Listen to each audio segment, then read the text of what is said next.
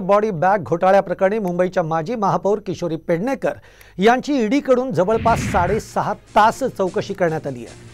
आजच्या चौकशीच्या दरम्यान बॉडी बॅग ऐवजी किश कंपनीबद्दल विचारपूस करण्यात आली अशी माहिती किशोरी पेडणेकर यांनी ईडी चौकशीनंतर दिलेली आहे। तर कथित खिचडी घोटाळ्याप्रकरणी संजय राऊतांचे बंधू संदीप राऊत यांची अजूनही ईडीकडून चौकशी सुरू आहे।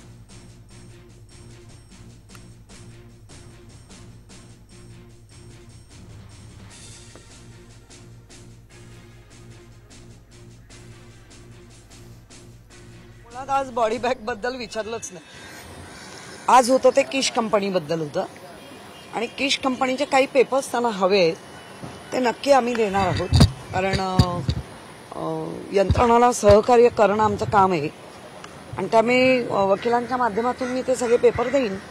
त्यांना जे जे पेपर काही हवे ते देईन, कारण मी कुठलाही कधी आयुक्तांना म्हणा किंवा कोणालाच मी कधी असे दबाव टाकले नाही आणि असे दबाव टाकून जर आयुक्त काम करत असतील तर मग आता तर नगरसेवकच नाही, मग दबावावरच काम करतायत की काय?